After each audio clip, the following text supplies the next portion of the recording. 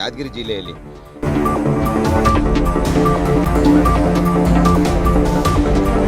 ಸುಮಾರು 6-7 ಎಕರೆಯಲ್ಲಿ ಮಾವು ಬೆಳೀತಕ್ಕಂಥದ್ದು ಈ ಸರಿ ಎಲ್ಲ ಫಲ ಹಿಡಿದಿರ್ತಕ್ಕಂಥ ನೋಡಿದರೆ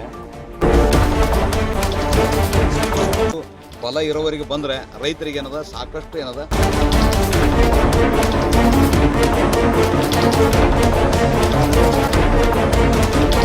ರಾಜ್ಯ ಕೂಡ ರಫ್ತಾಗ್ತಕ್ಕಂಥ ಕೆಲಸ ಆಗ್ತಂತ ಹಣ್ಣುಗಳು ಜಾಸ್ತಿ ಆಗೋ ಪೊಸಿಷನ್ ಅದ.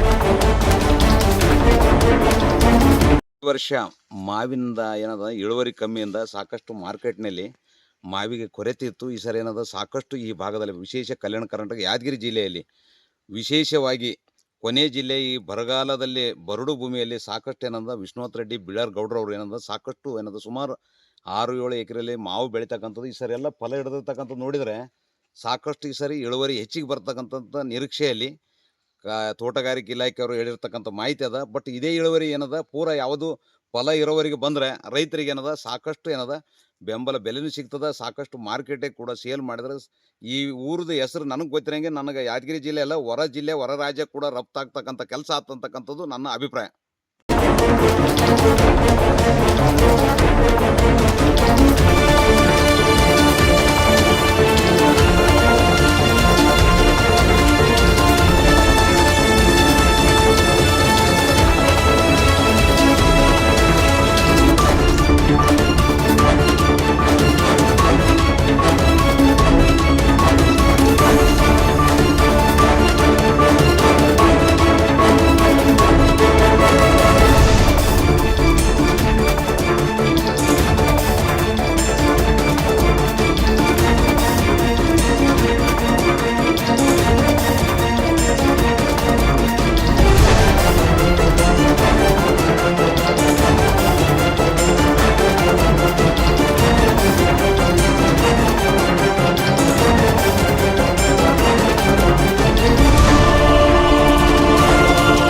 ಪ್ರತಿ ವರ್ಷ ಮಾವಿನ ಹಣ್ಣು ನೋಡ್ತಿದ್ದಿಲ್ಲ. ಈ ವರ್ಷ ಏನಂದ್ರೆ ಮಳೆ ಹೆಚ್ಚಾಗಿ ಫಲ ಗಿಲ್ಲ ಎಲ್ಲ ಜಾಸ್ತಿ ಹಿಡ್ದದ.